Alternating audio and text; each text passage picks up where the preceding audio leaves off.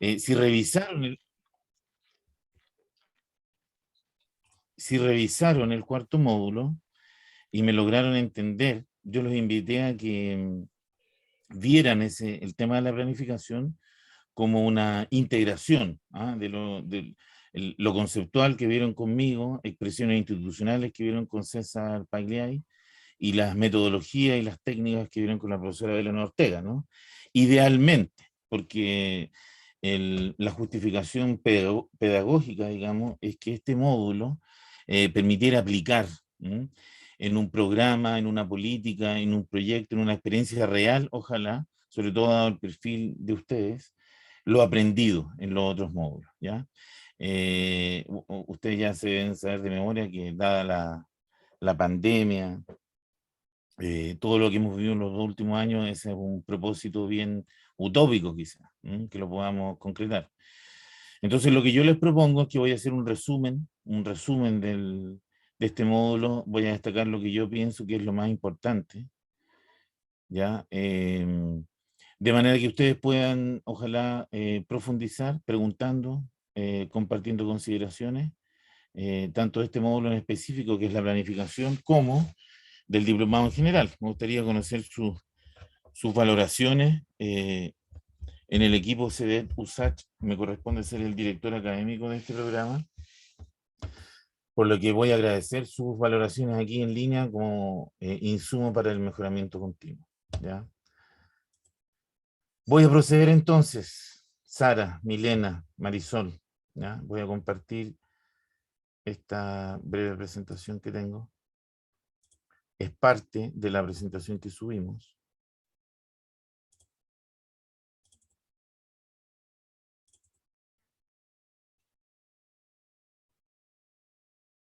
Pregunto a los que me escuchan si lograron ver esta presentación en particular, el módulo 4.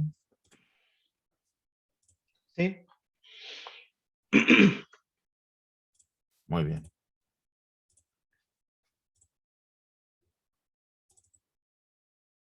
Ahí no sé si lo están viendo. Sí, profe, se ve bien. Muchas gracias. Sí, profe, se ve bien.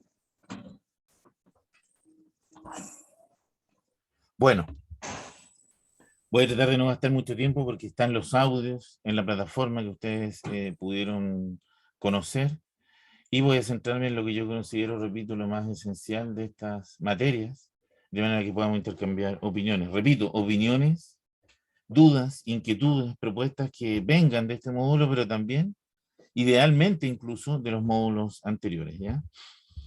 Bueno, el objetivo de este módulo fue conocer los conceptos y orígenes de la planificación, algo que supongo que está muy a flor de piel de la cultura, de las culturas profesionales de las que ustedes provienen, las culturas profesionales que ustedes representan, ¿cierto? La planificación es una función transversal a diversas profesiones y miradas. Y la intención es que tuvieran ahí, por muy breve que sea, los fundamentos de esta función de la sociedad, diría yo, función de las organizaciones, de manera que puedan comprender y, por qué no, innovar también en la materia, ¿no? Y algo que está muy verde aún, ¿cierto? Yo diría que igual que algunas aplicaciones metodológicas, ¿cierto? No digo que sean experimentales, pero no hay todavía una sistematización suficiente como para poder evaluar el estándar o los estándares participativos que deben tener las estrategias participativas. Como yo les dije en el módulo 1, la participación está de moda, para decirlo muy simple, ¿cierto? Todos hablan de participación, la participación es virtuosa en sí misma, ¿cierto? Se declara en muchos sitios, en la esfera política, técnica, pero es muy difícil de concretar. Y como les decía también en el primer módulo, se requiere inducción, quizás por eso mismo ustedes están estudiando este diplomado, ¿no? Y ahí hay cierta memoria, hay cierta práctica, pero que aún no tiene, por ejemplo, la evidencia que puede tener los diseños tradicionales, ¿no? Que no me traicione nada aquí. Dijimos en este sentido que la planificación tenía dos grandes expresiones, ¿no? Siendo su definición aquí en esto me va a quedar mejor, la planificación es un ejercicio de anticipación al futuro, orientado al logro de objetivos determinados, ¿m? Ni más ni menos. Va, como dice esta lámina ahí, desde el presupuesto familiar, que supongo que ustedes lo hacen, ¿no? En un Excel o en un cuaderno simple, ¿no? Donde yo hago calzar, o quisiera hacer calzar, ¿cierto? Los ingresos con los gastos, hasta la planificación de las ciudades, ¿cierto? De distinto calado. ¿M? Pero esto que hoy día, repito, puede ser algo que está muy a flor de piel en distintas culturas profesionales. No tiene tanta historia. ¿Ah? Es una función de la sociedad y las organizaciones bastante reciente. Recuerden que yo les hablaba ahí de el siglo XX, la planificación normativa, eh, originada ni más ni menos que en la recordada Unión Soviética, ¿no? A mitad del siglo XX, yo les hablé harto de este profesor, un gran profesor chileno, Carlos Matus. La planificación llegó a América Latina en los años 50 junto con la CEPAL, junto con el ILPES. Las administraciones públicas empezaron a instalar departamentos de planificación y desarrollo, planificación y estudios, muy ligado a la tradición dura, ¿cierto? La infraestructura dura. Llegó como una herramienta del Estado para conquistar el desarrollo. En medio de la teoría de la modernización, ¿no? La acción del Estado iba a permitir que pasáramos de una sociedad premoderna a una sociedad moderna, de una sociedad subdesarrollada a una sociedad desarrollada. Ese camino, independiente del horizonte ideológico, se hacía mediante la planificación, ¿no? Más o menos cerrada dependiendo de esas distinciones ideológicas, ¿no? Dijimos que habían dos tipos predominantes de planificación. Esa que llega al inicio, que proviene de los planes quinquenales, de la economía cerrada, ¿cierto? Es la planificación normativa o tradicional, y la que conocemos, ¿cierto? Planificación institucional y planificación estratégica es la que conocemos actualmente, con diversas variantes. ¿M? Yo les marcaba que este es el camino de la planificación normativa, las primeras expresiones de la Unión Soviética, esto lo estudiamos en la educación secundaria, ¿se acuerdan? Las economías cerradas, los planes quinquenales de algunos sectores económicos. Yo les comentaba en la presentación que luego de la mal llamada Segunda Guerra de Europa, Segunda Guerra Mundial, el plan Marshall representó un gran hito en la planificación, porque fue un plan conocido, promocionado, que tuvo impacto en toda Europa Occidental, principalmente en Alemania, y que demostró que se podía proyectar, ¿no? Que se podía dar eficiencia a los recursos, no solamente por el lado de su buen uso, vamos a decir, financiero, sino que por el lado de consensuar voluntades, organizar capacidades, etcétera, etcétera. Y recuerden, el contexto de la modernización, el desarrollo, la dependencia, es a través de la CEPAL lo que da, entre comillas, la bienvenida a la participación, a la planificación. Yo les comentaba en la... Esta era una buena foto de la planificación normativa, ¿no? Eh, Lamentablemente creo que por razones estructurales, políticas, ¿cierto? O razones políticas muy arraigo en la cultura chilena, me atrevería a afirmar que el PLADECO, ¿cierto? Los PLADECOs, las estrategias regionales de desarrollo, independientes si lo pongamos como normativa, porque claro, decimos que son participativos, ¿cierto? Pero al estar disociados de la complejidad, ¿cierto? En un estado donde el mercado es el principal distribuidor de los recursos, parecen instrumentos de planificación bastante inocentes, ¿no? Si ustedes se van a las comunas que tienen borde costero, todas apuestan al turismo, sol y playa, ¿cierto? Eh, en general, hay muchas cosas buenas si uno ve los pladecos. Pero no hay complejidad, no se reconocen los actores que actúan como opositores, no hay una distinción fuerte entre lo técnico y lo político, y digo, no tiene nada que ver con la capacidad de los funcionarios municipales ni las consultoras que han ayudado, sino que esa planificación normativa que llegó en los años 50 y 60, que tiene un reflejo al menos en estas dos normas, ¿no? El Estado de Chile está obligado a hacer cada 4 años los PRADECO, y cada 10 me parece las estrategias regionales de desarrollo. Esa norma quedó viva en un contexto que cambió del cielo a la tierra, ¿ya? Y hoy día parecen más bien rituales y documentos que prometen algo que nunca ocurre. ¿M? Esto yo se los digo no solo por una visión mía, a mí me ha tocado, quizás como ustedes, participar de muchos talleres a nivel local, donde se invita a planificar, ¿cierto? De manera simple, de manera bien intencionada quizás. Y ya yo les diría hace unos 5, 8 años, la propia gente, las juntas de vecinos, los comités de seguridad, las agrupaciones culturales, ¿cierto? Ya aprendieron, no tienen que haber pasado por la universidad para aprender que esta planificación se está transformando en rituales, en tanto no es estratégica, no es compleja y no aborda de manera real, ¿cierto? Un objetivo para ser logrado. Está muy crítica esa situación. La planificación normativa, yo les decía en la presentación que opera donde hay un alto consenso, generalmente en escenarios bastante autoritarios. ¿Ah? No es casualidad que se haya originado en la Unión Soviética, ¿no? Porque si yo tengo los elementos, controlo los elementos que determinan lo que yo quiero lograr, el resultado va a poder ser óptimo. No es casualidad que en la industria dura, digamos, parte de piezas de vehículos, informática, esta planificación ligada generalmente a mezclar volúmenes y ensamblajes sigue teniendo sentido, pero en las materias nuestras cada vez menos. ¿Ya? Diría yo que esta planificación está en la antítesis de la planificación estratégica, situacional, compleja o participativa, en la cual hemos sido formados, digamos. ¿Ah? Esta planificación empezó a surgir como alternativa a la planificación normativa a principios de los años 70, ¿cierto? Y este cuadro que también se lo mostré, eh, me gusta mucho porque me permite ilustrar lo que yo entiendo por el pensamiento estratégico ligado a los ejercicios de planificación, ¿no? En la línea de arriba donde dice tendencia histórica, tendencia natural, eh, ahí yo sitúo, y los invito a que lo vean así para que discutamos, ¿no? La planificación normativa. La planificación normativa o tradicional es un acelerador, en definitiva, ¿ya? Me ayuda a usar eficientemente los recursos, ¿no? Eh, a lograr objetivos antes, ¿cierto? De manera más rápida que si no tuviera esa planificación. Pero no supone ningún quiebre, invito a que vean aquí donde estoy moviendo el cursor, del curso natural de las cosas, ¿ah? De la vida misma. ¿Mm? El pensamiento estratégico es un quiebre de la tendencia natural. ¿Mm? De la tendencia natural, pensémoslo, es así son las cosas, ¿no?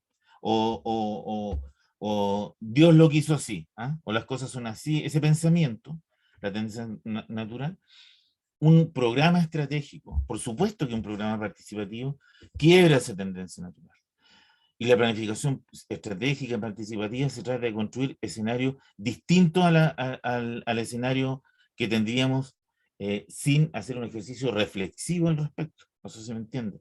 ¿Ya? Les recomendé, aquí permítanme un paréntesis, un gran texto de Germán Correa que se llama Programas Integrados de Desarrollo, un texto del PNUD del año 2001, que yo no conozco en estos 20 años algo que esté mejor diagnosticado el problema de la planificación, el problema de la gestión estratégica, de la gestión integral, ¿cierto? En Chile, un Estado altamente centralizado, que aun cuando estemos en el fragor de una contienda política y con una asamblea constituyente inédita, lamentablemente sigue siendo así. No, hay señales que vamos a poder cambiar, ¿no? Pero el Estado, yo sé que ustedes se mueven a nivel local, subnacional, como funcionarios, consultores, observadores, el Estado de Chile es altamente centralizado y sectorializado, ¿ya?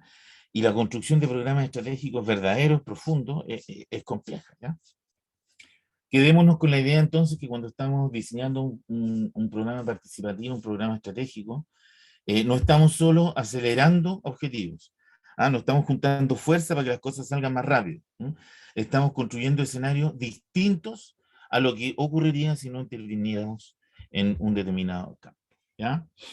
Esa es la planificación estratégica, la planificación que quiebra la tendencia histórica, ¿cierto? Que construye escenarios, y por supuesto que la construcción de escenarios, así como visión, imagen, objetivos, pero también el diseño estratégico requiere de equipos más grandes que solo nosotros, ¿no? Por el lado del conocimiento, un diálogo permanente con expertos y también de la propia gente. ¿Ah? Tuvimos muchos ejemplos, yo no sé si lo pudieron ver con los otros profes en el módulo primero, donde esto queda en evidencia. Vamos a ver si se les ocurre a algunos. ¿Ya? Esta última lámina de mi introducción para que conversemos. No la alcancé a desarrollar en la primera presentación donde también estaba, pero me parece fundamental también a modo de integración también de el conjunto de cosas que hemos visto en este diplomado, ¿no? En las columnas donde dice siglo XVIII, siglo XIX, siglo XX, en medio del siglo XXI, están los paradigmas, ¿ya? El paradigma positivista, el paradigma relativista, el paradigma crítico complejo. Saben ustedes que los paradigmas cambian. En general, la mejor explicación es un gran libro de Thomas Kuhn que se llama La estructura de las revoluciones científicas, donde por muy científico que sea el conocimiento, ¿no? Pensemos en la física, en la química, ¿cierto? Por muy controlado que esté esa producción de verdad, siempre surgen anomalías, surgen nuevas preguntas o nuevas evidencias que van desbordando ese paradigma, esa forma de mirar. ¿Ah? Le van restando capacidad explicativa y se van generando nuevos paradigmas, ¿ya? En distintas áreas. Aquí yo les estoy resumiendo tres que son los que han fundado ni más ni menos la modernidad, ¿no? Lo primero que quiero decir es que estos paradigmas, que en una primera lectura están bastante lejos de nuestra vida cotidiana o del diseño de un programa en particular, tienen una relación directa con los instrumentos, la última fila donde estoy moviendo aquí el cursor, que utilizamos, y en particular en esta última celda de las herramientas participativas, ¿cierto? Eh, las herramientas para producir información, para diseñar planes, políticas, proyectos, ¿cierto? Para facilitar la implicación de la gente, para enseñar, ¿ah? Y para generar procesos participativos, no es discutámoslo si quieren, lo que yo afirmo es que no es un laboratorio en sí mismo, ¿no? Donde los inteligentes del mundo estén diseñando herramientas, ¿ah? Y se les ocurra innovar por aquí y por allá. Son consecuencias de largos procesos de cambios paradigmáticos. Lo voy a ejemplificar con la primera columna. Siglo XVIII y siglo XIX, les hablé en el primer módulo, ¿cierto? Donde ni más ni menos se conforman las bases de la sociedad que vivimos, ¿cierto?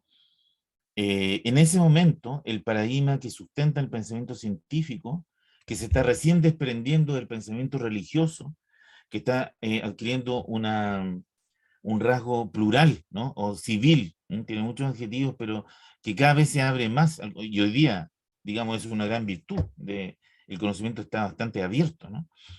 Es la perspectiva distributiva o cuantitativa la que prima, ¿no? Donde interesa ver las concentraciones, las frecuencias, las magnitudes, y no es casualidad que en el siglo XIX, las primeras encuestas del mundo, Durkheim hizo encuestas, se hicieron los censos, ¿cierto? Para decirlo muy simple, lo importante era contar, ¿ah? Describir concentraciones, cuántos hombres, cuántas mujeres, cuántos empleados, cuántos desempleados, cuánto en el mundo rural, cuánto en el mundo rural, y todos los grandes indicadores que siguen hoy día, yo diría, determinando el bien y el mal de una sociedad o de un país, ¿no? Con indicadores clásicos como el ingreso per cápita, el Producto Nacional, todo eso son indicadores cuantitativos que responden a esa mirada, una mirada positivista. Y en materia social, ¿qué significa esto? Significa que en general todas nuestras opiniones, nuestras posiciones en la sociedad valen igual, digamos, lo que es absolutamente ilusorio, ¿no? A veces en las clases presenciales pongo el ejemplo de que si usted hace una encuesta sobre la disposición o oposición al aborto, por ejemplo, ¿ya? Y le toca encuestar a senadores, ¿ah? Digamos, legisladores, y por otro lado encuesta a usuarias o usuarios, gente de a pie, digamos, en un número se van a ver reflejados igual, ¿cierto? Uno hace 1, 5, 10, como yo usted está hablando esa encuesta. Pero en la realidad sabemos que esa disposición hacia el aborto es sustantivamente diferente. No da lo mismo que yo, como ministro de Salud, senador, opine algo sobre esa medida, que si soy una persona a pie, eso es así, ¿ya? Eh, bueno, esa razón y lo que hoy día muchos antropólogos y psicólogos llaman la subjetividad, ¿no? El mundo interno, ¿ah? Lo propio, esas dos razones empezaron a desbordar ese paradigma en materia sociopolítica. A mitad del siglo XX, las encuestas como un instrumento para entender lo social no bastaban. Las encuestas se siguen haciendo en distintos sectores, no son inútiles, ¿no? Lo que quiero marcar aquí es que nos muestran una parte de la realidad, ¿ya? Una dimensión de la realidad. Eh, y esta inquietud, este desborde vino por el lado del paradigma relativista, Einstein y muchos otros, ¿no? Que empezaron también, y un debate epistemológico que se llamó el Círculo de Viena, se empezó a discutir si las ciencias sociales, en sentido amplio, tenían que utilizar los mismos métodos que las ciencias exactas, si el objeto era el mismo, si el método era el mismo, ¿cierto? Una discusión que sigue hasta hoy.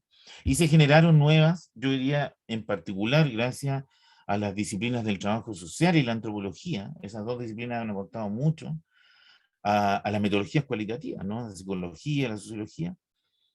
Si en la primera columna, en lo distributivo, fue el número, la unidad de análisis, aquí la unidad de análisis es el texto, la palabra. En lugar de un cuestionario donde yo hago que se posicione a los legisladores y a los usuarios y considero que sus respuestas valen igual, acá lo que me interesa son percepciones, opiniones, problemáticas, y aparecen las discusiones grupales, las entrevistas eh, en profundidad, ¿ya? La planificación normativa transita en estos dos paradigmas, ¿ah? Mucho más en el paradigma positivista, pero también tiene mucho de este paradigma cualitativo, relativista, ¿no? Eh, Se empieza a transitar, diría yo, al término de la Guerra Fría, en el siglo que estamos partiendo, a este paradigma crítico complejo. Estos son reducciones docentes, esto tiene muchos nombres, ¿no? Eh, Donde paso de el número, perspectiva cuantitativa, el texto o la palabra, perspectiva cualitativa, a las relaciones, ¿ah? A los acuerdos, a las implicaciones. Es la mirada más desafiante para un investigador de lo social, ¿no? Entender la producción de conocimiento también como gestión participativa, como relaciones, ¿cierto? Y negociaciones. Yo les comentaba en el primer módulo que lo participativo suena bien, ¿cierto? Es una invitación casi intuitiva, ¿no? A hacer las cosas bien, tenemos que hacerlas con la gente. Suena muy bien, pero cuando lo hacemos con la gente, de manera verdadera, tardamos mucho más, necesitamos más recursos, ¿cierto? Y necesitamos más recursos metodológicos también. ¿Mm?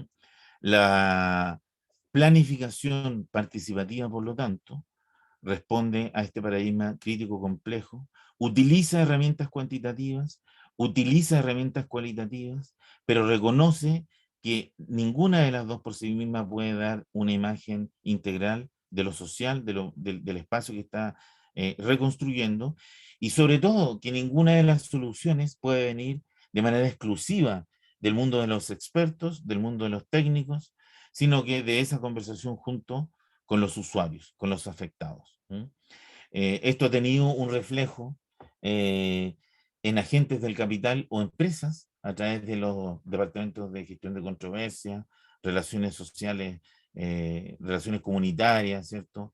La sociedad civil y el Estado también poquito a poco van destinando capacidades y recursos para lograr esta conversación, ¿ya? Y que está muy en boga donde no basta solo lo técnico. Recuerden el previo al 18 de octubre, recuerdo muy bien el panel de expertos, ¿se acuerdan? Del metro, ¿ah? Que nos acompañó como 2 meses en esa discusión. Y recuerdo muy bien a la ministra cuando se le decía los 30 pesos, ¿no? Que miren lo que pasó con esa. Ella decía, yo no lo hice, ¿ah? Yo no decreté esa medida, la hizo un panel de expertos. Bueno, en una mirada impecable, me imagino yo, técnica, ese tipo de soluciones no tiene horizonte ni sustento en una sociedad que cada vez aprende más, que es más compleja y que va buscando, ¿cierto?, incidir, no, y aquí vuelvo al módulo 1, en procesos utópicos o casi literarios a esta altura, ¿no? Como el bienestar de la nación o el bienestar de las personas, ¿cierto? Sino que en problemas tangibles a su realidad. Y yo no sé si lo alcancé a tocar en el módulo 1, pero ese límite tangible a su realidad generalmente coincide con lo local subnacional, ¿ah? En las grandes ciudades, por supuesto que son las grandes ciudades, ¿no? Pero las ciudades intermedias son las ciudades intermedias, las localidades que los circundan. Uno habita pueblos y ciudades y no habita países, ni continentes, ni valores, ¿no? Y es en ese horizonte donde se produce el clic, y yo diría la potencia máxima de las estrategias participativas, ¿ya? Entonces, para ir cerrando, diría yo que la planificación participativa utiliza todas estas herramientas y de manera progresiva y creciente, yo les hablé en la presentación del factor recursivo, ¿se acuerdan? Va implicando a los usuarios en forma permanente, ¿ya? Bueno, como introducción lo dejaría hasta ahí. Me gustaría, por favor, que conversáramos, ¿ya? Escucho sus preguntas, sus comentarios y profundicemos. ¿M? Así que voy a dejar de compartir para que los pueda ver. ¿M? Relájense, ya han tenido harta experiencia con los otros profesores, supongo que, y además por sus trabajos, supongo que eh, se reúnen mucho por la pantalla, ¿no? Aprovechemos esta reunión de cierre para, repito, profundizar en este último módulo, la planificación en general y la planificación participativa en particular, pero también si hacen relaciones con los módulos de los otros profesores, colegas, podemos hacer una integración de todo eso, ¿no? Los escucho, colegas, que tienen para alguna pregunta, alguna consideración. Profesor, Adelante, Alfonso. bueno, buenas tardes, profe, ¿cómo está? Vamos bien. ¿Todo Más bien? tranquilo. Más Más tranquilo tranquilo. ahora. Sí. Qué bueno. Bueno, me parece súper interesante el módulo en general diplomado, me ha parecido muy bueno. Eh, y yo con mis colegas donde yo estoy trabajando, estamos en un proceso justamente de diagnóstico para una planificación en una materia de política pública, ¿no? En educación. Y el componente participativo es súper importante, porque, porque la institución espera que la planificación sea pertinente. Entonces aquí hay otro elemento más de lo que usted ha agregado, de que al parecer la participación ciudadana en políticas públicas otorga ese grado de pertinencia, ¿no? Entonces, ¿qué reflexionaría usted a propósito de una planificación X en política pública? La incidencia ciudadana es importante porque visibiliza, porque aspira a plasmar las necesidades de las personas en la planificación o en las actividades que uno pretende hacer. O el centro en realidad tiene que ver más que con el diagnóstico y con la etapa previa, con el proceso. Por ejemplo, que el proceso de una planificación en política pública esté con una apertura a la gente, o todo eso.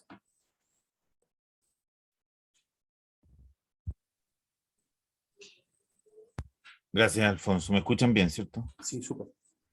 Bueno, te respondiste solo al final, pero es muy interesante lo que me estás diciendo. Por supuesto que ambas. Quiero partir esta inquietud de Alfonso con dos ejemplos, ¿ya? Vivienda. Vivienda a fines de los años 80, región metropolitana, mucho campamento, ¿cierto? El Estado hizo, esto lo pueden verificar, esto que les voy a contar lo pueden verificar en estudios de subprofesionales que se metieron mucho en el tema de vivienda, ¿no? Sector norte, Santiago, Lampas del Til, campamentos, destino, Bajos de Mena, actual Bajos de Mena. A final de los 80 hubo como, no todos Bajos de Mena, ¿no? Pero trasladaron ahí a gente de Tiltil Lampa, que campamentos de los 80, o sea, estamos hablando de piso de tierra, cero cantarillado, ¿cierto? Pobreza extrema en nuestros ojos de hoy. Y resulta que eran más o menos 400 familias, no duraron más de 3 meses ahí, esas familias. Bueno, y empezaron a investigar qué había pasado, ¿no? Y Eh, en pocas palabras, esas familias, esas personas vivían en la zona de Lampa Tiltil en una economía de subsistencia, una economía informal, ligada a su espacio territorial, con los pocos ingresos que tenían los conseguían de ahí, ¿cierto? Entonces, el técnico Mimbu, ¿cierto? Bien intencionado, eh, no miró ese factor tan simple como observar o preguntar, ¿no? De cómo vive la gente y trasladar esa red a otro lado o simplemente modificar su plan, ¿no? De ese tipo de cosas, y bueno, y fracasó, la gente volvió, ¿ya? Muchos arquitectos se hacían esa pregunta al final de los 80 y hoy día, casi 40 años después, yo diría que el MIMBU es uno de los ministerios que más ha avanzado en eso, con pavimentos participativos, ¿cierto? Con la misma conversación institucional que tienen con los municipios.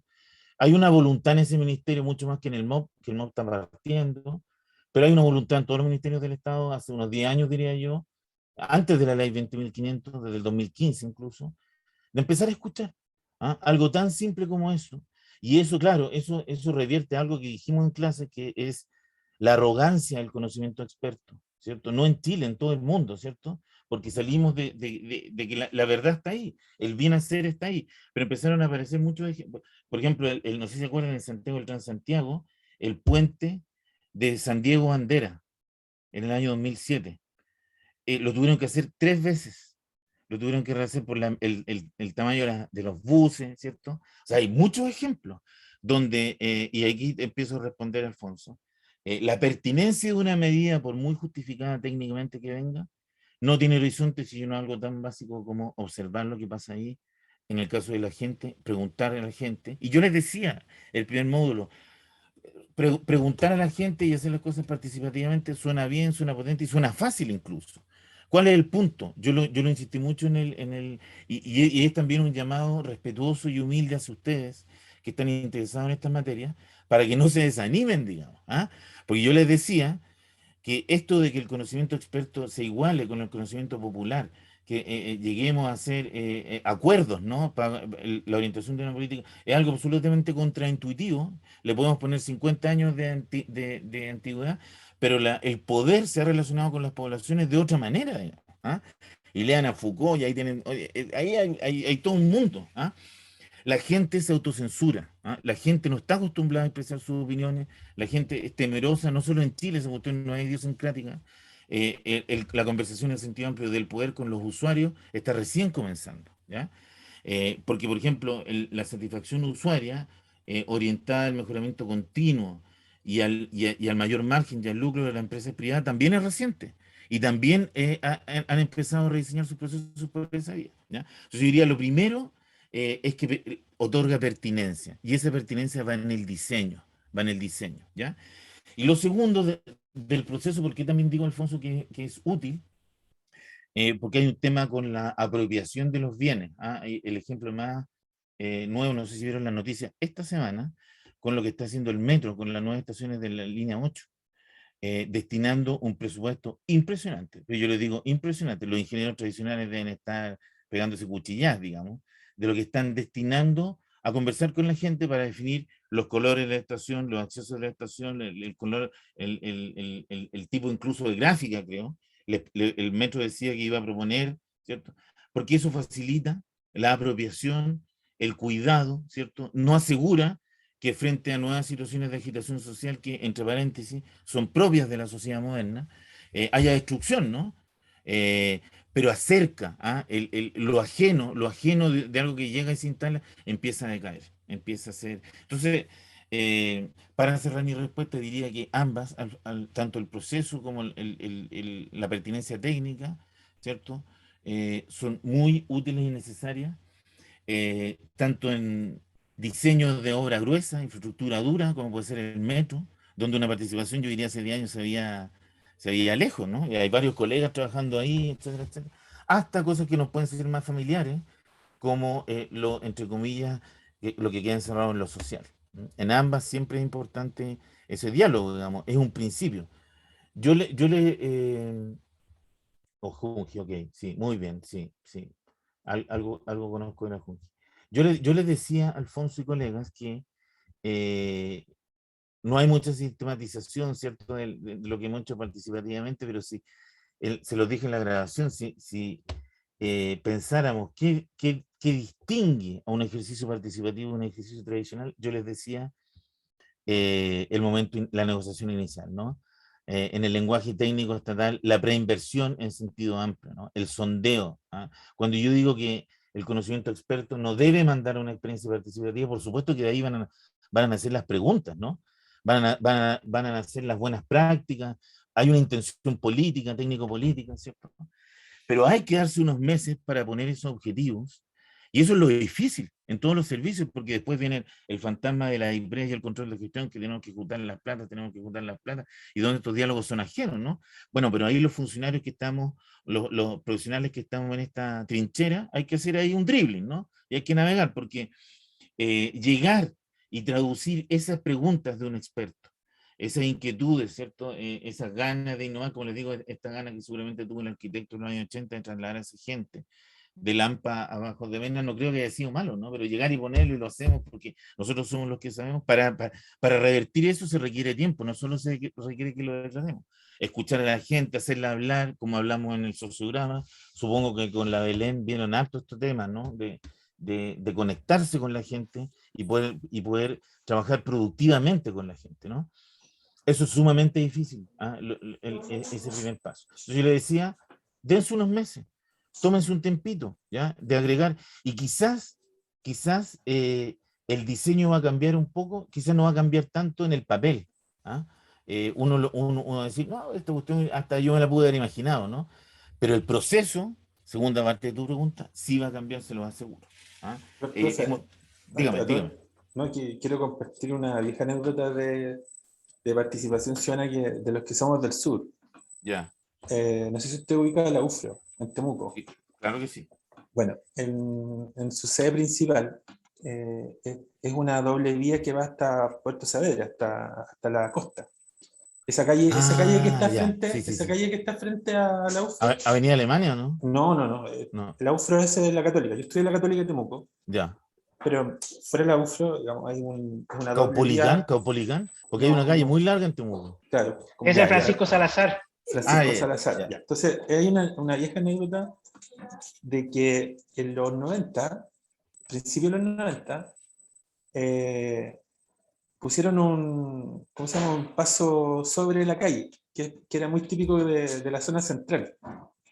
Sobre la calle, afuera de la Ya, UFRO estaba esta doble vía y colocaron esta como una suerte como de puente sobre la calle. A propósito de la seguridad Una vial, pasarela. una ya, pasarela. ya. Entonces, la pasarela para lo único que se ocupaba era para colocar carteles cuando se tomaba la UFRO. Pero nadie usaba la pasarela, profe. Ya. Nadie la usaba, o sea, pero cuando yo digo nadie lo usaba, nadie lo usaba. Lo que decía la gente era arriesgarse y cruzar por la calle. Y esto, entiendo que esto sí fue, que pasaron años. Si alguien me puede corroborar, pero yo creo que no pasaron menos de 10 años que esa pasarela estuvo ahí y nadie la ocupaba, colgaban carteles, qué sé yo. Cuando se tomaba la calle, digamos, ahí hacía como una cosa como de torre medieval. Ya. Hasta que, no sé si fue el MIMBU o el MOP, no sé, o la MUNI, hizo el ejercicio de preguntarle a la Junta de Vecinos. Y la Junta de Vecinos dijo, tienen que poner un semáforo. Claro. Exactamente. Tienen que poner un Sí, semáforo y un paso célebre, listo. Y se terminó el problema. sí. Y me va a creer, profe, que quitaron la pasarela. O sea, si alguien va a Temuco y va a Francisco Salazar, esa pasarela ya no existe y está lo que debieron haber hecho siempre. No, pues, no ponerle el semáforo, sino que lo que debieron haber siempre es haberle preguntado a la gente. Exactamente. Y a mí, de estos años digamos, de ejercicio profesional, cuando me ha tocado hacer talleres, siempre cuento esta anécdota, porque lo que se evitó el Estado en plata, de gasto plata, pero también los accidentes que se pueden haber evitado durante esos 10 años, que hubieron muchos, básicamente se salvaba preguntándole a las personas que vivían ahí. Eso, quería contar No, esa totalmente, anécdota. sí. Yo conocí casos similares del MOP en la Dirección de Obras Portuarias en particular. En algún momento de mi vida profesional visité muchas caletas pequeñas en Chile. No voy a decir la región para no herir a nadie, ¿no? Pero vi dos casos en que villorrios, o sea, poblaciones de menos de 20 casas de pescadores, nos contaban que, bueno, aquí empezamos a ver a gente con casco que llegaba a medir le ponían una rampa para sacar la producción del bote, ¿cierto? Y sin uso. ¿Ah? Después pregunté en una región y lo habían resuelto, pero de esa manera se manejaba planificación normativa absolutamente, ¿no? Marisol, tiene la palabra, la escuchamos. Sí, más bien para seguir la conversación que me encuentro súper interesante, quería poner como dos ejemplos de experiencia respecto, bueno, mi padre es arquitecto y yo me acuerdo siendo pequeña, a finales de los 60, haberlo acompañado a todo lo que fue la etapa de autoconstrucción de la Villa de la Reina, en la época que Fernando Castillo Velasco era alcalde, y me acuerdo que en esa época se hacían viviendas sociales que las construían las mismas pobladores, pero además haberlo acompañado a un ejercicio de participación ciudadana, que era que en cada familia decidían la distribución de su casa. Si bien tenía la misma cantidad de metros cuadrados, según las necesidades familiares, se veía cómo querían distribuirla. Y a mí me parece que es súper potente y lamentablemente eso se perdió por todo lo que sabemos. Y también contado por mi mismo padre, yo no sé, de haber sido, no sé en qué año, me imagino que a principios de los 80, viviendas sociales en comunidades mapuche, que finalmente hacían las mismas que se hacían en cualquier población acá en Santiago, y la comunidad guardaba los animales en la vivienda que le entregaron porque no podían Claro. encender el fogón, no podían hacer ninguna de las cosas que hacían cotidianamente. Entonces yo creo que eso son muestras como bien claras de lo que estamos hablando. Exactamente, de eso estamos hablando. Yo creo que estamos convencidos aquí del valor de lo participativo. Entonces vamos viendo, diría yo, que una de las funciones permanentes es hacer conversar esas dos esferas, a lo técnico con lo popular. Tiene muchos nombres, ¿eh? Pero Milena. Sí, profe, yo hice, hola chicos, chicas, perdón, el profe, Hola Milena. hola.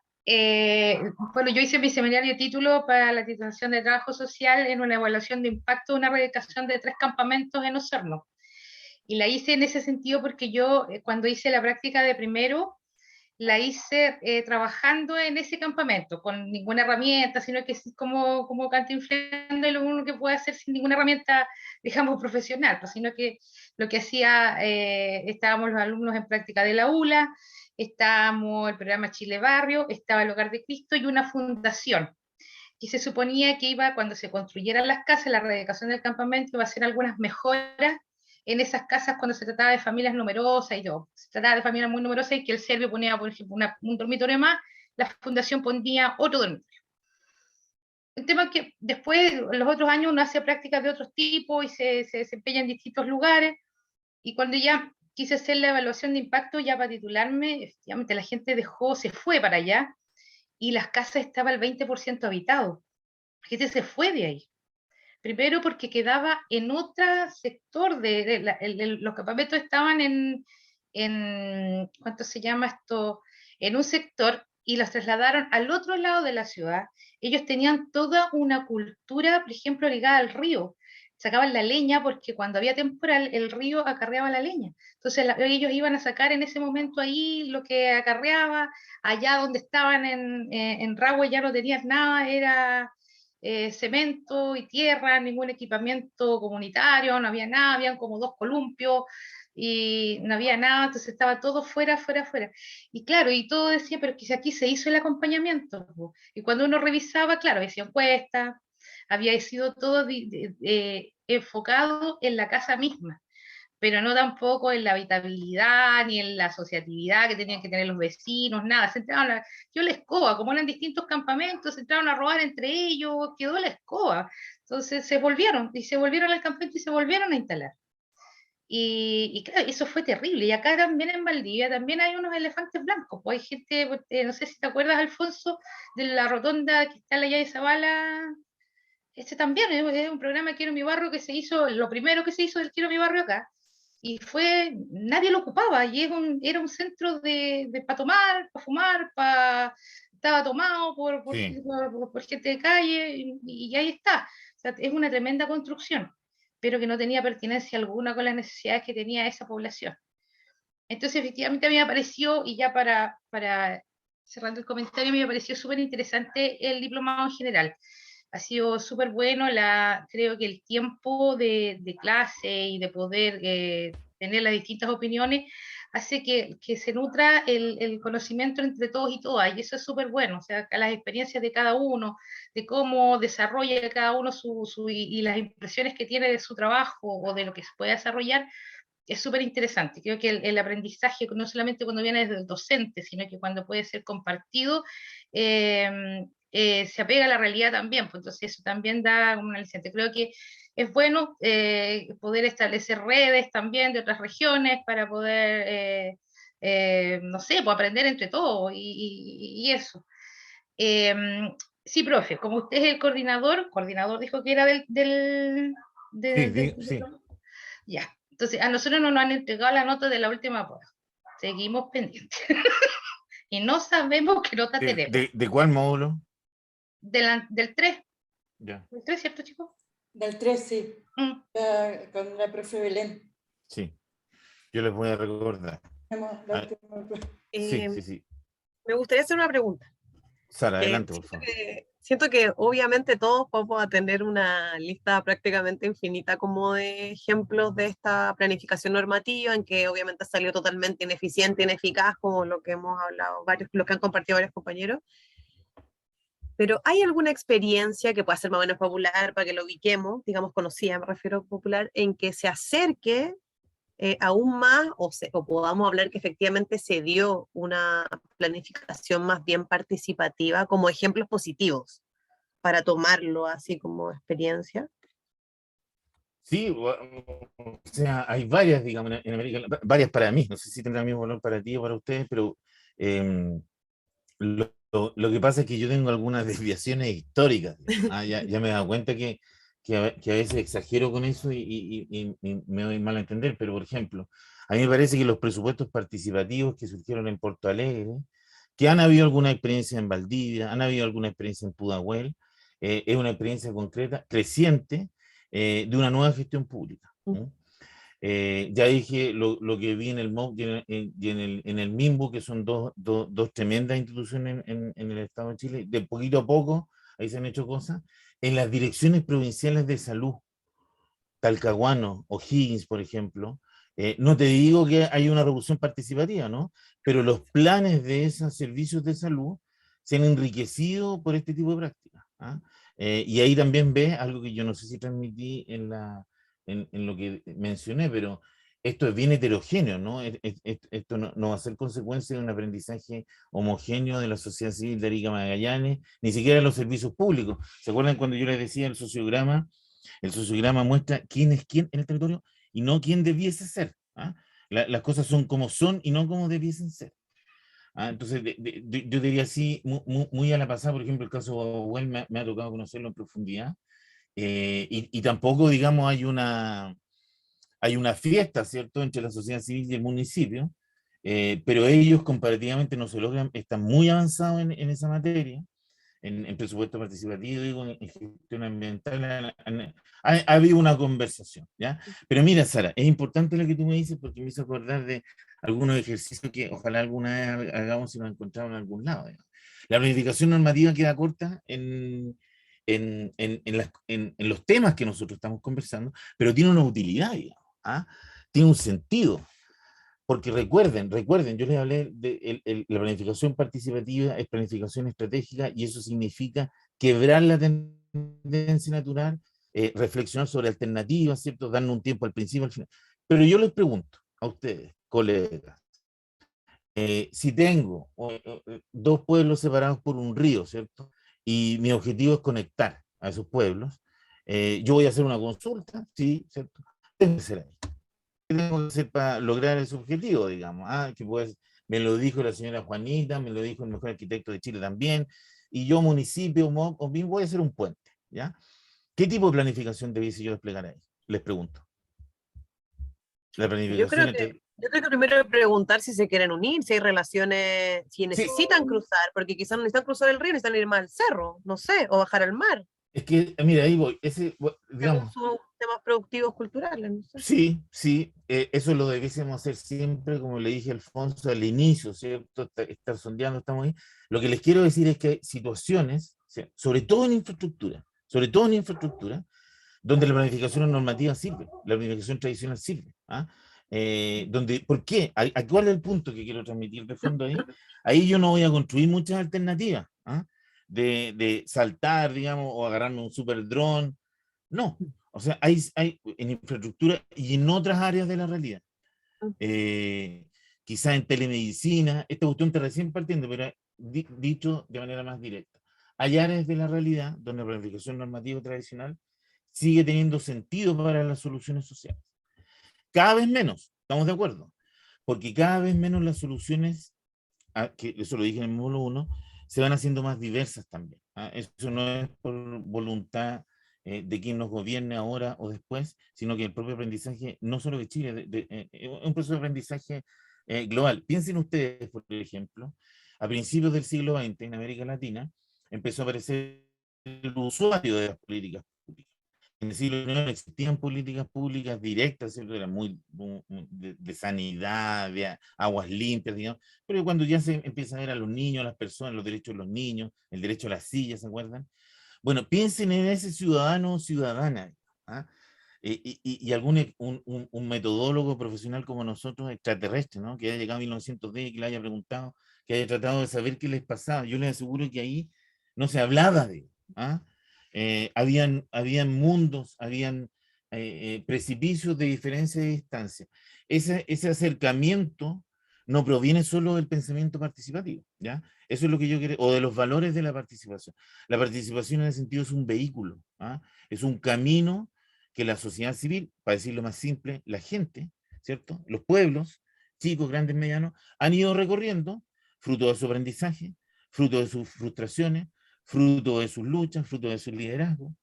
Y llegamos, en ese sentido mi mirada es bien optimista, ¿cierto? Porque cuando lo miro así en un siglo, es otro mundo, a pesar de que hoy día la arrogancia y el conocimiento experto en muchas áreas de la realidad sigue primando, ¿cierto? Y que, sobre todo en América Latina, es un problema nuestro. Yo quizás lo dije con fuerza en el módulo 1, hay un gran impulso a la homogeneidad en la idea de patria o nación. ¿Mm? La idea de patria o nación, en ese sentido, es un riesgo. ¿Ah? No es una crítica a esto, yo me siento muy feliz de ser chileno, y creo que los pueblos de América Latina son todos buenos, digamos. Lo que estoy diciendo es que se fundaron en una idea de homogeneidad que le ha hecho muy mal a este proceso en que estamos. ¿En qué proceso estamos? Los pueblos van aprendiendo, la gente va hablando, ¿cierto? Y el poder experto se va acercando. Eso en ambientes homogéneos como Argentina, Chile, México, toda América Latina, porque en realidad no conozco todo el mundo, pero al menos sé que la tradición anglosajona es diferente, la tradición federal es diferente, es un riesgo. Porque primero estamos a querer hacer de la misma manera todo, incluso asustarnos con experiencias que son más pioneras, o preocuparnos si vamos más atrás, ¿cierto? Eso poquito a poco está cambiando. Hay muchos sociólogos y economistas que están estudiando, por ejemplo, cómo empezar a mostrar los datos de manera diferente, ¿ya? No sé si han visto la Fundación Sol, por otros motivos, la Fundación Sol por otros motivos en su lucha por un sistema de seguridad social, ¿cierto? Puso esa maravillosa pregunta que se llama ¿quién crece cuando Chile crece? ¿Cierto? Bueno, eso ustedes lo pueden trasladar a muchas áreas de la realidad.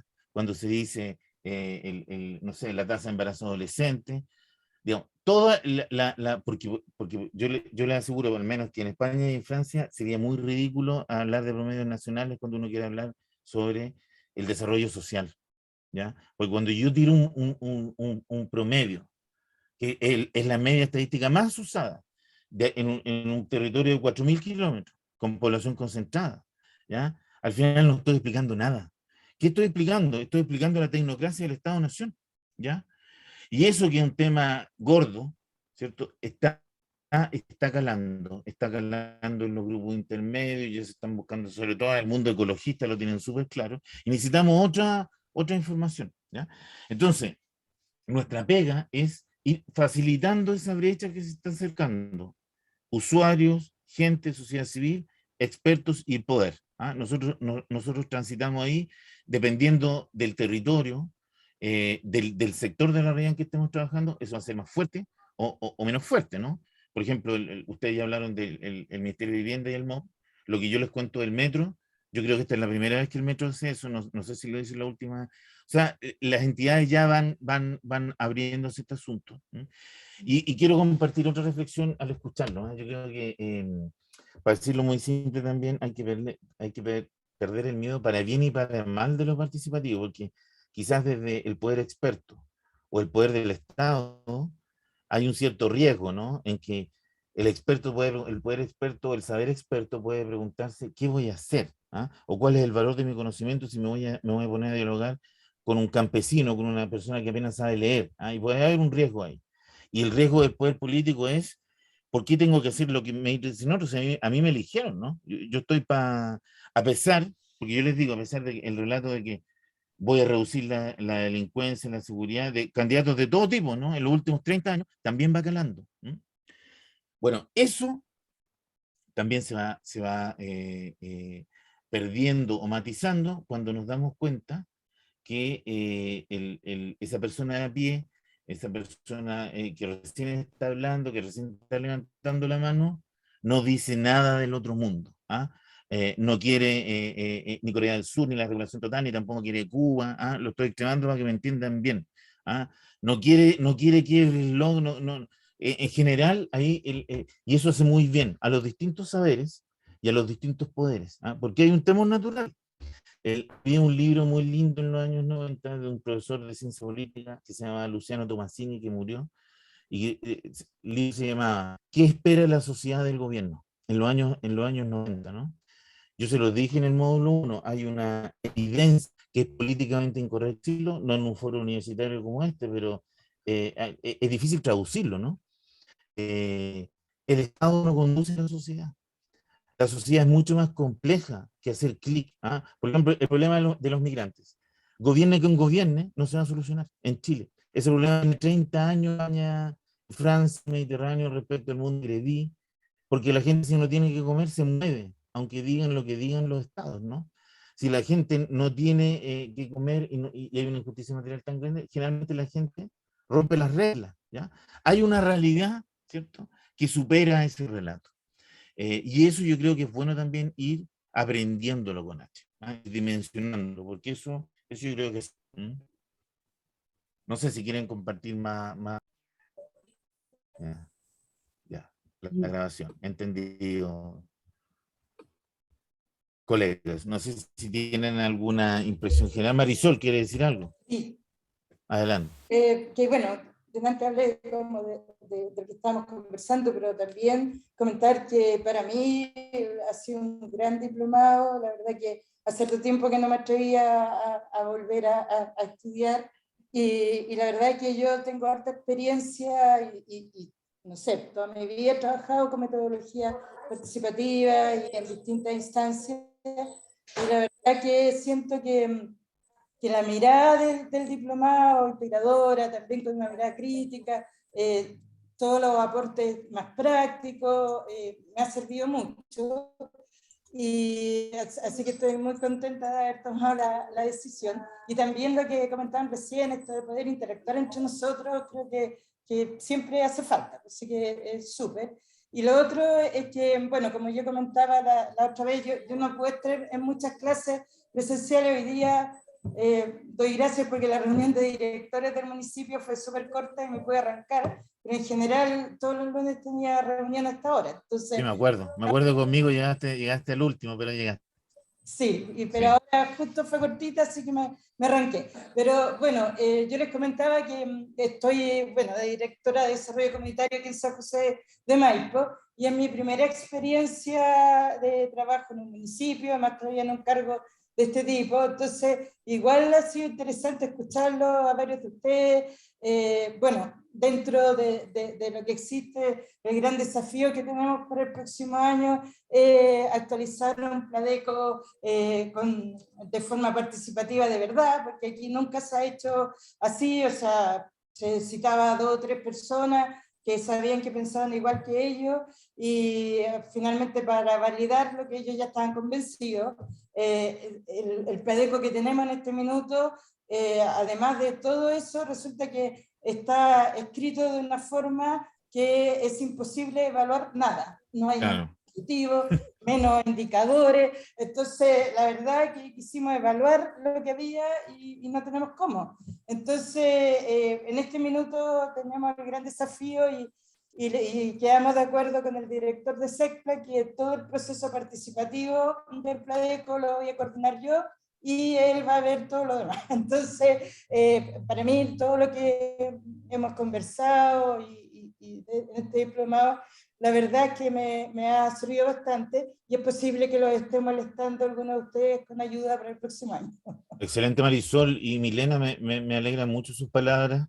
Yo les cuento que con Felipe Ortega, que es el director de este centro, hace varios años veníamos planeando concretar esto porque los profesores estábamos articulados en distintos mundos y nos tocó estrenarnos, digamos, en pandemia. Y en lo que los logro ver y escuchar, creo que es auténtico su comentario y me gusta mucho. Iremos mejorando. Quiero decirles otra cosa antes que se me olvide. Que digamos es un propósito mío, no sé si se logre, ¿no? Pero que es una cuestión metodológica súper práctica. Al menos yo sé que con la profesora Belén vieron el flujograma, ¿no? Se metieron algo en el flujograma, algo vieron conmigo con el sociograma, ¿cierto? ¿Qué les quiero decir? Nosotros, por la formación cultural que tenemos, ustedes y yo, todos, digamos, la gente observadora en salud, sabemos hacer un promedio, ¿no? Una ecuación, un promedio fluye, no tenemos a veces ni siquiera que usar el lápiz, ¿ah? Y tenemos esa visión, ¿ah? Bueno, algo parecido puede pasar con el sociograma y el flujograma como perspectiva, ¿ya? Cuando ustedes se metan en un asunto, cuando ustedes estén comprendiendo algo, ¿ya? Pueden mirar ese espacio como lo que es y no lo que debiese ser. Pueden ver las zonas opacas que tiene toda realidad social, ¿cierto? Las zonas la realidad que no se habla mucho. Abrirse el sociograma y el flujograma es como una metodología que abre la mirada, ¿ya? Y si ustedes van usándolo, ese es mi mensaje central, el sociograma, incluso como una estrategia personal de cómo moverse en el territorio, van a ir aprendiendo su uso. Hay un dicho para eso, ¿no? Que la necesidad crea el órgano o algo así. Si van usando el asunto, ojalá que en unos años, porque eso se puede, es un poco incómodo, pero se puede, pueden ir también mirando la realidad de manera relacional, que es lo que apunta el sociograma, ¿no?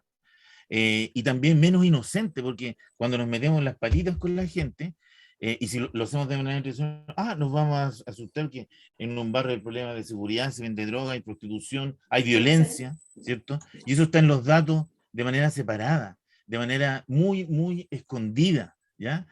Y la sociedad es así, ¿ah? Eso no es ni bueno ni malo, claro, vamos mejorando, vamos aprendiendo, pero estas dos herramientas permiten eso, ¿ya? El uso de los métodos, ¿ya? Eso quería decir, escuchar sobre todo a Marisol. No tengo duda que... mi otro comentario de los Pladecos, que me cuenta Marisol, que yo también lo uso como ejemplo mucho. A veces les digo a mis alumnos que si deducen Chile a través de los Pladecos, estamos en Finlandia. Eso se los digo como broma, ¿no? Porque casi no hay problema. Casi no hay problema. Como bien dice Marisol, se puede medir puras declaraciones. Hay casi puras declaraciones. Hay algunos que no. Hay algunos que son re buenos. Entonces, ¿qué digo, Marisol y demás? Que tenemos un tope cultural y normativo, una forma de mirar la planificación, y tenemos normas que no son vinculantes, pero tampoco nada nos prohíbe hacer un Pladeco robusto, un Pladeco realista, un Pladeco complejo, incluso un Pladeco humilde en sus metas, pero ubicado, que refleje. Nada nos prohíbe eso. Pero hay que hacer las cosas un poquito distintas, tomarse un tempito antes, quizás alargar el asunto, se puede. Alfonso, lo escuchamos. Sí, bueno, a propósito de lo que mencionó Marisol, creo que un ámbito en el mundo participativo, profe, que quizá en Chile todavía no hemos tocado tanto, tiene que ver con la evaluación de las políticas públicas, la evaluación participativa de las políticas públicas. Yo dejé ahí en el chat, eh, ¿me escuchan o no? Si te escuchamos. Ah, ya. Dejé en el chat un link del CLEAR, que es una organización internacional que se dedica a evaluación, que yo diría que es de las más amistosas, porque generalmente está bajando mucha información, documentos, libros, tienen diplomados. A mí me ha tocado asistir a algunas de esas actividades antes de la pandemia, porque yo hice mi posgrado en evaluación, profe, en evaluación de políticas públicas en España. Y creo que el siguiente paso, que, que no lo estamos vislumbrando ahora, pero me parece que lo podríamos hacer a futuro, en los profesionales que nos movemos en el ámbito de la participación, tiene que ver con establecer dentro de los procesos de políticas públicas evaluaciones participativas de las mismas, pero evaluaciones en serio, ¿no? Y superar este chamullo del ex post, ¿no es cierto?, ex ante, que no existe en temas, o sea, en evaluaciones internacionales, en el mundo de la evaluación, eso no existe. Y yo todavía me desayuno acá en Chile en instituciones con gente seria que te propone hacer evaluaciones ex ante y ex post. Yo creo que tenemos que profundizar la forma de hacer evaluaciones de impacto, de proceso participativa, y, y creo que tenemos ahí una deuda, profe, ¿no? Y de pronto la USACH, con esto que hicieron este año que me pareció increíble, podrían darle una vuelta también a espacios de formación o de reflexión, o incluso talleres, ¿no? Quizás como el punto medio entre un diplomado y un curso, algún taller o un cursito, para adquirir estas herramientas de evaluación, porque claro, ¿qué sacamos de hacer todo este proceso participativo, pertinente, oportuno, si después lo vamos a evaluar como evaluamos todo lo demás? Yo Sí, creo que pierde un poquito también el hilo.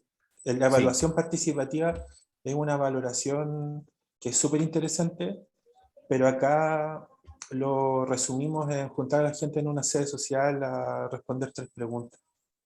sí, Entonces yo creo que tenemos que superarnos en eso. Yo no digo que lo sepa hacer, quizás tengo ideas, pero me encantaría creer que puedo pertenecer a una comunidad profesional que en algún minuto se preocupe de avanzar en eso.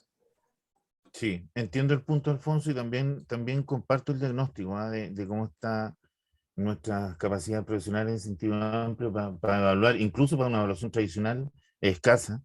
Los resultados de la evaluación alimentan poco al diseño de programas.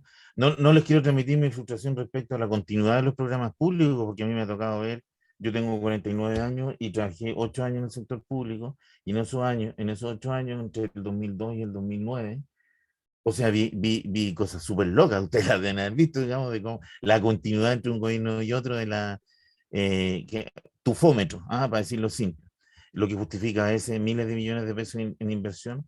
Sin embargo, creo que eso está cambiando. Así que comparto el diagnóstico y mira, respecto a las capacidades que tenemos, ¿ya? Una universidad bien grande, difícil de mover. Nosotros como SED estamos al interior de la Facultad de Administración, donde sí tenemos, al ser un centro asociado, mayor flexibilidad, y vamos a hacer una segunda versión, ojalá muchas versiones, y sí tenemos el propósito de ir construyendo una comunidad, y ahí me engancho en la idea de los talleres o de actividades de extensión. ¿Ah? Creo que una cosa, una externalidad positiva del tema pandémico es que la actividad de extensión se ha abierto, ¿ah? Se ha abierto en quien provee esa extensión y quien la recibe. Antes estábamos muy enfocados no sé si se acuerdan, el coffee break, ¿cierto? El cara a cara. Realmente ha sido un cambio muy potente ese. Y yo estoy seguro que el año 2022, en el marco del Diplomado 2, sí vamos a hacer una actividad de extensión que puede tener esa cara, o un taller, como tú bien señalas. En el caso de nuestro equipo, Belén, la profesora Belén Ortega, es la que se ha acercado más a ese mundo, y el profesor Belli al inicio está partiendo con el tema menos explorado, que es redes sociales, que hoy día está muy en boga, ¿no? Por la segunda vuelta, contenidos, ¿cierto? Movilizaciones y participación. Yo creo que algo vamos a poder hacer y sin duda que van a estar ustedes convocados, digamos. Estamos como comunidad recién partiendo. Además, algo que fue bueno es que es un número razonable de personas, ¿cierto? Que a pesar de que estemos conectados telemáticamente, el diálogo fluido. Así que algo de ese tipo abierto sí vamos a hacer. Ahí voy a tener que hablar bien con Felipe, que es el director que tiene los otros programas. Seguramente se van a combinar objetivos de extensión con promoción o algo más técnico, donde tendríamos que hablar ya más de quizás un módulo para la segunda versión, un módulo de evaluación. Lo vamos a ir viendo, ¿no? Pero somos en eso humildes, lo digo con mucha humildad, somos consistentes con lo que declaramos, digamos. Vamos a hacer una evaluación y un rediseño de esto en base a lo que a lo que vayamos viendo adecuado, ¿no? Bacán. No sé si Javier, Claudia y no Caludia, ¿cierto? Paul Cepeda, están escuchando, quieren decir algo. A Camilo lo veo, lo vi muy participativo, Camilo, en el primer módulo, ahora está más contemplativo. Espero que sea solamente su estado emocional del día. No sé si Paul, Claudio, Javier o incluso Camilo quisieran compartir algo más.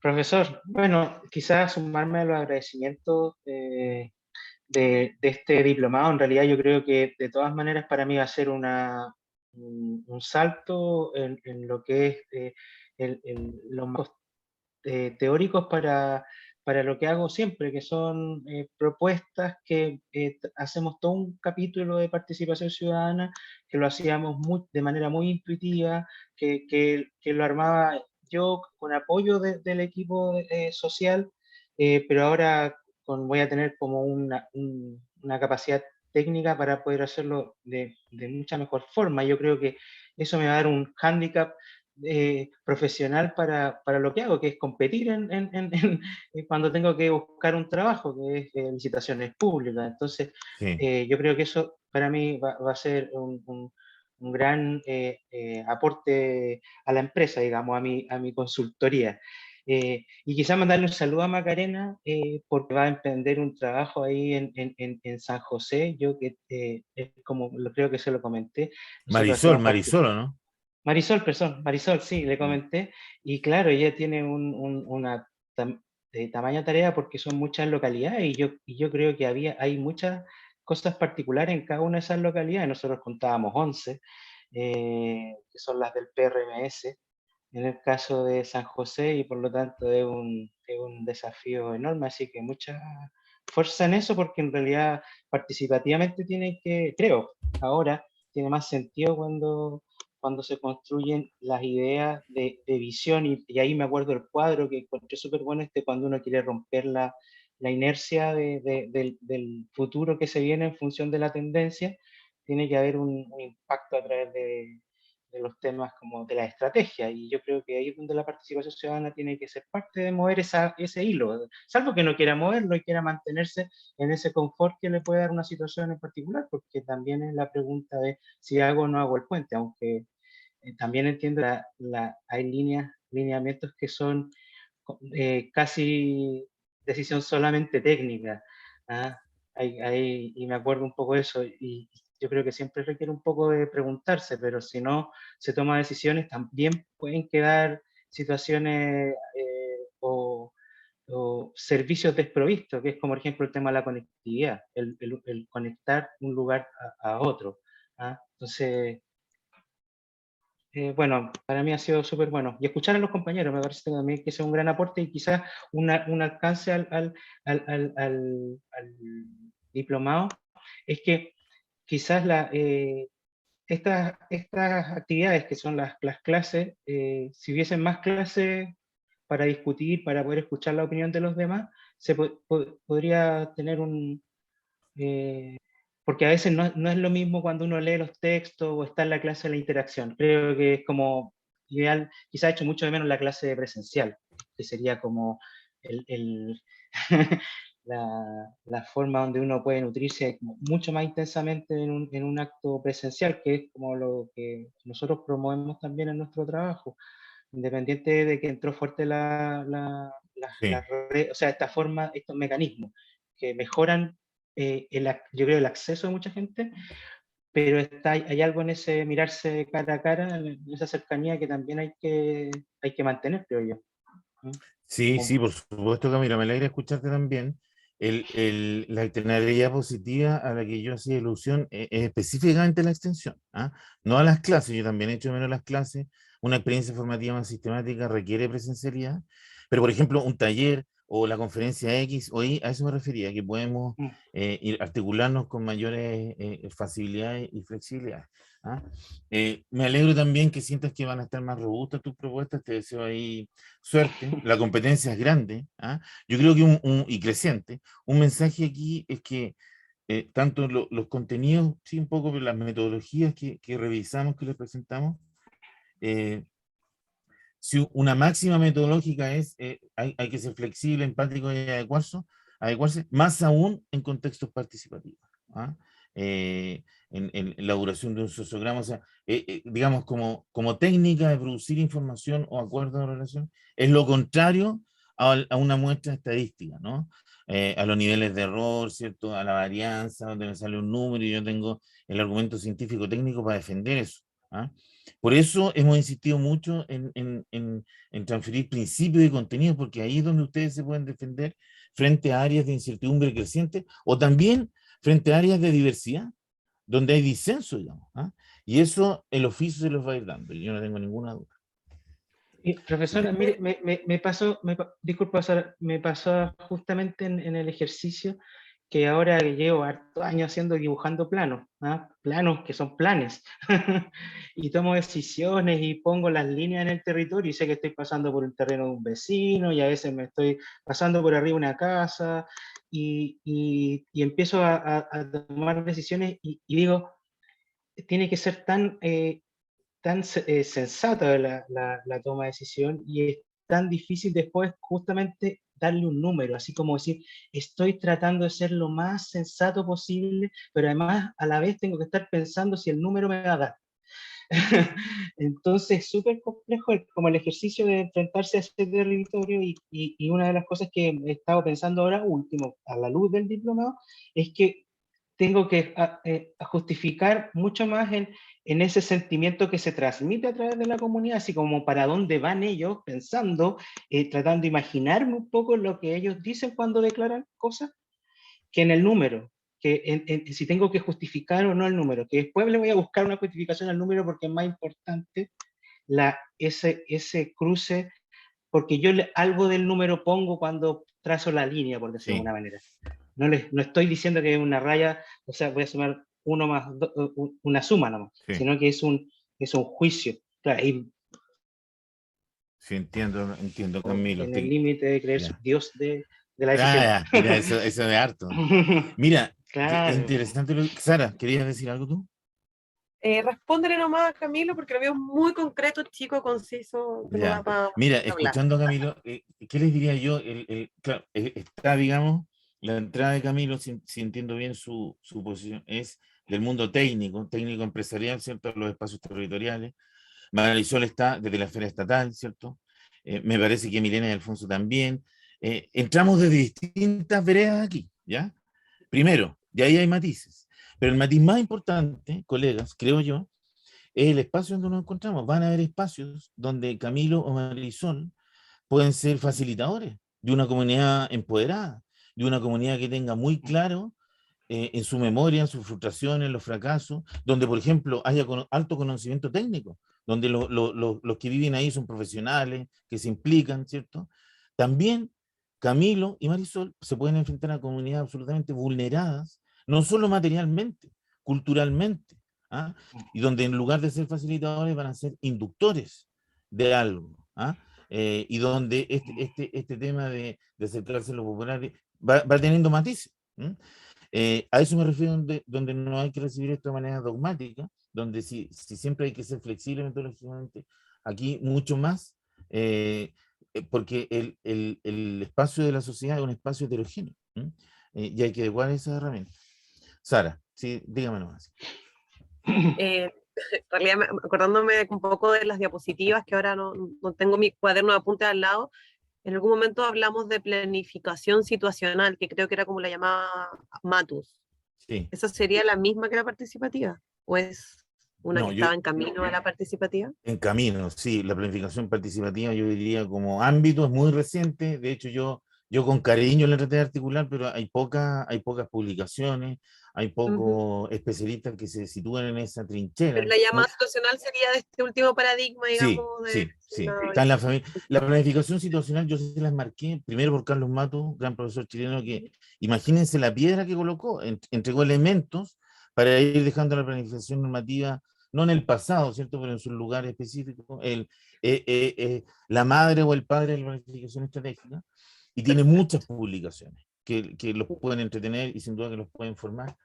Derivó en la planificación estratégica, que fue una herramienta cooptada por el marketing, donde se amplió y se enriqueció en el marketing de las ciudades, marketing territorial mucho.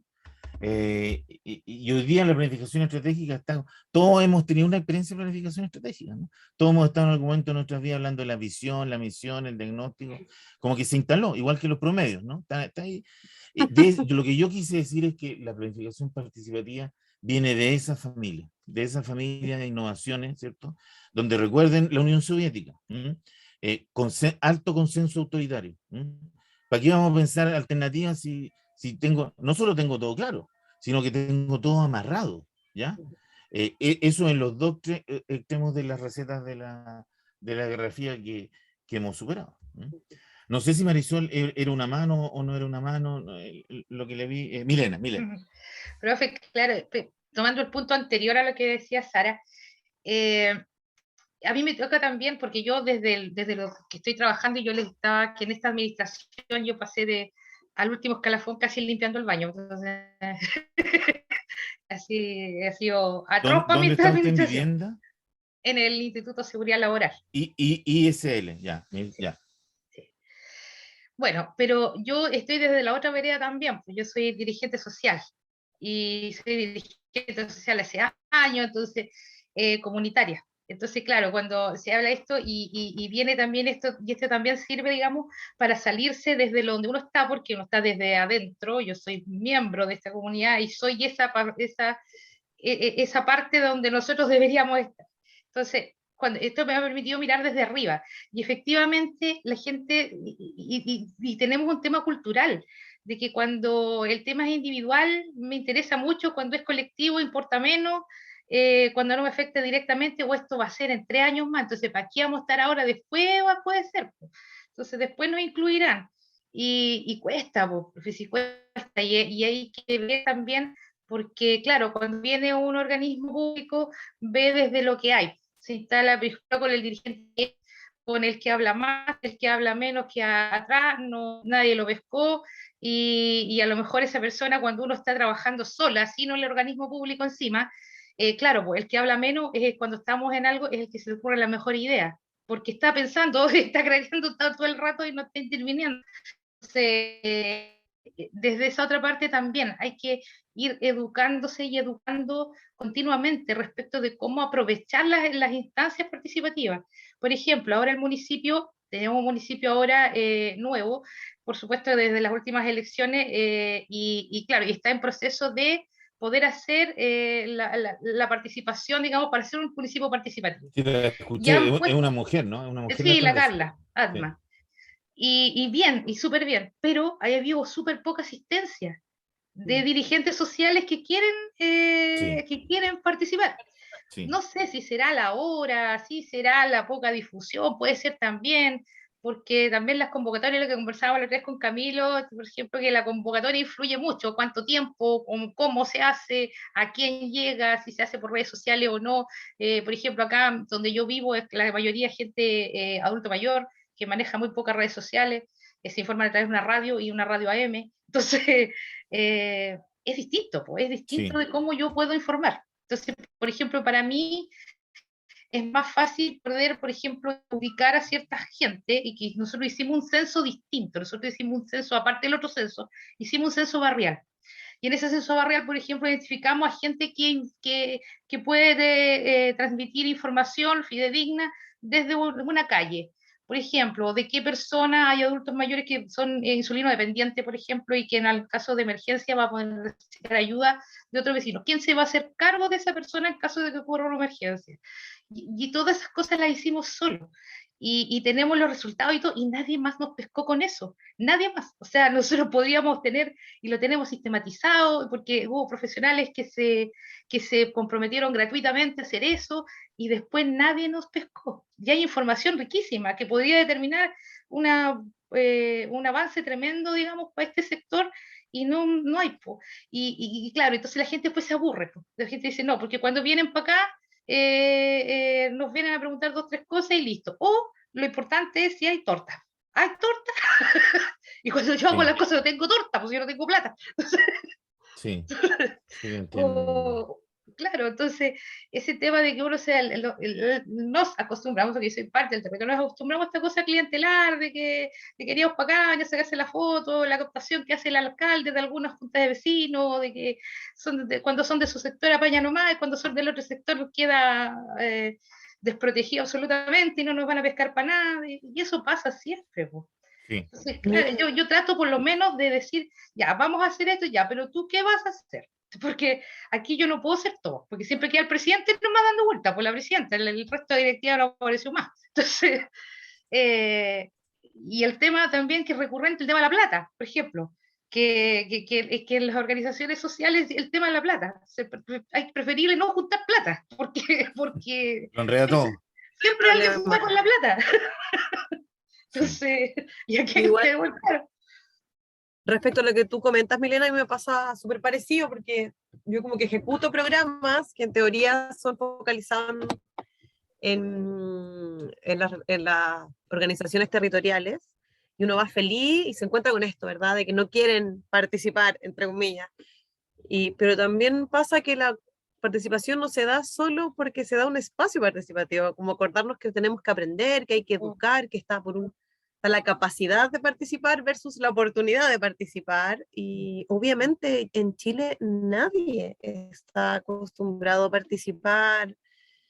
Y bueno, hay que procesos nomás, pues educación, quizás el primer paso no es el tiro preguntar, es proponer qué temas quieren ver, quizás van a partir por cosas que a veces uno, desde esta mirada técnica, falsamente, quizás la encuentra como irrisorias, pero de repente quizás hay que partir con eso para ir como en escalada.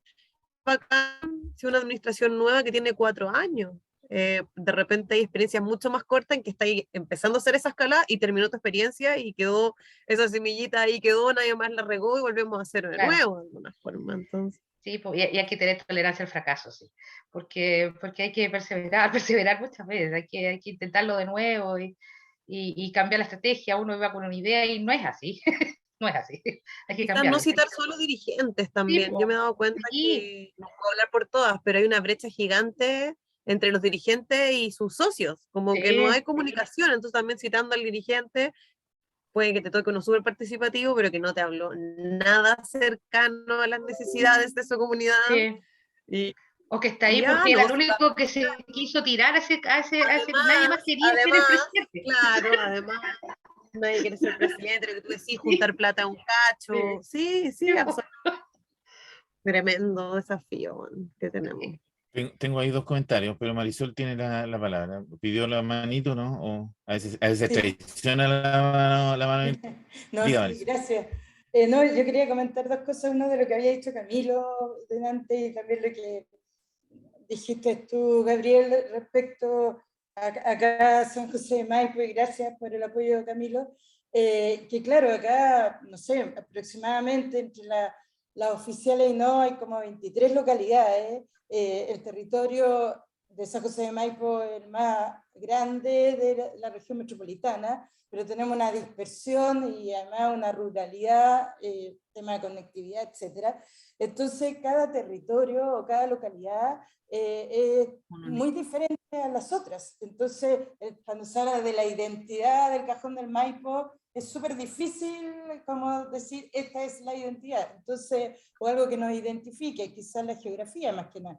Entonces, en términos de eso, es súper interesante esta estrategia y metodología para poder ir levantando por localidades cuáles son los temas que la gente quiere conversar y de los cuales quiere que nos hagamos cargo entre todos. Entonces eso por un lado quería recogerlo, y lo otro, algo, discúlpenme el espacio, pero Milena, yo llegué ayer de Valdivia, tengo mi hija menor que estudia en la Austral, y yo no iba a Valdivia desde antes de la pandemia, y la verdad que, bueno, me impresionó un poco que la plaza y todo está lleno de que están haciendo arreglos, pero igual en términos de la ciudad, el coche genial.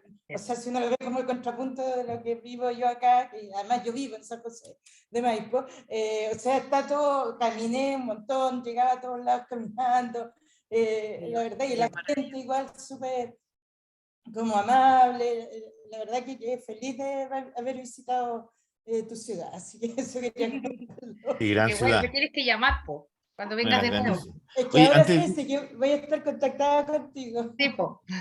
sí, sí, mantengan. Quería preguntarle de lo que me han dicho de alguna manera, esto de los encuentros, que lo han dicho varios, ¿no? Los foros, este diplomado tenía foros, ¿no? Preguntas en cada módulo. ¿Eso sirvió de algo? ¿No lo usaron o no? Díganmelo así como esas preguntas. ¿Hubo interacción entre ustedes o no? No, como que cada Poca, uno ya, cada respondía, uno pero no No, se responde. no convertía en un responde. foro Ya, ya. de Porque ahí, compartir, claro, no, se planteado de otra exponía. forma, diseñado de otra forma, quizás puede ser un espacio de encuentro, digamos, de discusión como este, no clases, ¿cierto? Ahí quizás podemos, en los foros se puede mejorar. Y miren, lo que decía Milena y Sara, es un temazo, ¿ah? Porque claro, digamos, ¿de quién va? ¿Quién va? Porque claro, nosotros estamos teniendo participación y todo, pero al final también llamamos a los dirigentes, ¿ah? Entonces, ¿qué diría yo?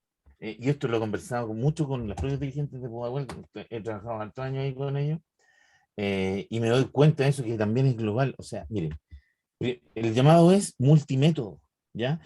Es fácil decirlo nuevamente, pero también desde la esfera estatal estamos acostumbrados al taller, ¿ah? Y hay una industria de talleres, tanto de la gente que va solamente por la torta, pero es gente que fue formado su liderazgo así, no es gente mala, ¿no?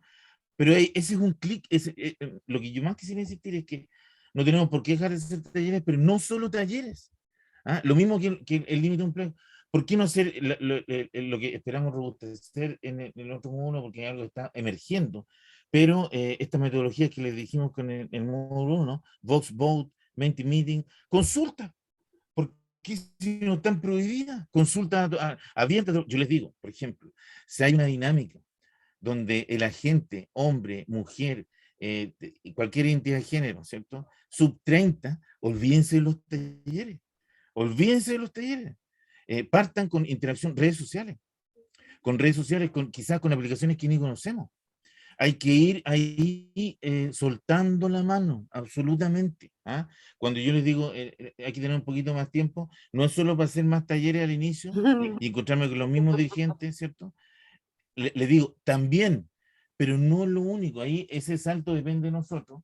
A mí me llama mucho la atención eso, porque es una opinión de todos los que estamos aquí, transversal, les digo, de Arica Magallanes, en el CEDET, en la USAC, nosotros hace 4 años trabajamos con todos los gobiernos regionales de Chile, que ustedes saben también que hacen talleres, que viven vaivenes más o menos parecidos a los municipios, que hay cambios de administración y todo. El juicio es el mismo, van los mismos de siempre, me cuesta movilizar, nunca veo a un joven, ¿cierto? Bueno, ¿y por qué seguimos haciendo tanto taller? ¿Ah? O podemos hacer un taller no al inicio, podemos hacer taller cuando yo ya tenga una legitimidad en el espacio, cuando yo esté conversando con los sub 30, conversé 4 meses vía consulta, Min Meeting, Vox Vote, u otras, están apareciendo muchas aplicaciones, y el celular no es un enemigo para esto, el celular es un amigo, pero ahí a todos, ¿ah? A todos, no a ti, Sara ni Milena, a todos, ahí nos falta soltar la mano, porque eso no está, pero claro, hay una sospecha desde el poder experto y el poder político de que eso es líquido, ¿ah? De que eso no hay medio de verificación, la matriz de marco lógico se me cae, porque ¿dónde queda eso? ¿Ah? Pero cada vez vamos aprendiendo, puede quedar grabado, y puedo llegar a gente que no ha llegado. Eso como principio, ténganlo, multimétodo, Eso es multicanal. lo que entendió ¿ya? París, po. Yo Puede creo que ser, Nadie más cachó. o sea, puede ser, absolutamente. Y de hecho, se queda como en evidencia que gran parte de sus seguidores está de espalda a los canales tradicionales, ¿no? Sí, po. claro. Por distintas razones, o no ven las noticias, no van taller y todo. Pero sobre todo se lo digo para las múltiples inquietudes de los sub-30, que En nacieron, el desafío de nacieron actualizarnos en esos exactamente, multimedia. exactamente. Fíjense, Nosotros, tienen pandemia, 30 o menos, nacieron después de la Guerra Fría, nacieron en democracia, ¿ah? Y nacieron en un mundo que en los 10 años tenían internet celular en la disponible. mano. Es Sí, otra perspectiva. Y es perfectamente tal, nos podemos conectar, pero no creo que con un taller a las 6 de la tarde. Y les digo, ese taller no hay que dejar de hacerlo, ¿no? Porque son fuerzas vivas de la sociedad que se van reproduciendo. La señora Juanita lleva 20 años siendo dirigente y está muy bien que así sea. Y va a pasar otra, va a venir otra y va a tener los mismos pisos y techos que tiene ella, ¿cierto? Y esa es una franja. Pero hay cada vez otras franjas que hay que ir con otros métodos, ¿ya? nosotros Con con otros mi canales. equipo este año, o sea, el año pasado, como que agregamos para los diagnósticos las famosas encuestas de Google. Yo nunca había hecho antes, pero en realidad son fáciles. Me sé, el primer día me demoré 1 hora para agarrar el tema de seleccionar uno o seleccionar varias opciones, la pregunta abierta, la pregunta larga, la respuesta corta. Y es genial porque aumentamos considerablemente el número de personas de comunidades informando, que no jamás fue un taller, ni a la fiesta comunitaria, no te abrió la puerta en el puerta a puerta, pero respondió. Claro. Y además queda registrado, te hace gráficos solos, como que Sí. Sí. hasta para sistematizar la información te facilita la Sí. herramienta, digamos. Y ahí ustedes confíen en su intuición y se van a dar cuenta muy bien de dónde están, si están haciendo un plástico, que es una experiencia de 8 a 14 meses intensa. Es bueno juntar el caudal primero, multicanal, porque yo los voy llevando en un proceso más o menos largo, con un horizonte, con una promesa que va a ser el plástico y todo. Si estoy frente a situaciones más acotadas, ¿cierto? Puedo cambiar el relato, puedo cambiar la invitación, pero siempre, eso yo lo dije en las presentaciones, tiene que ser en una relación recursiva, en una relación que no se acaba. Eso es bueno comprometerse con eso, porque también eso es un ejercicio de sinceramiento con los mega problemas con que trabajamos a veces. Que no solo son cosas de largo plazo, son cosas que al terminar hay que evaluar, lo que decía Alfonso, evaluar, mejorar, rediseñar, ¿cierto? Eso que es tan obvio no lo hacemos. Como que y a nivel de políticas públicas ya se los cuesta.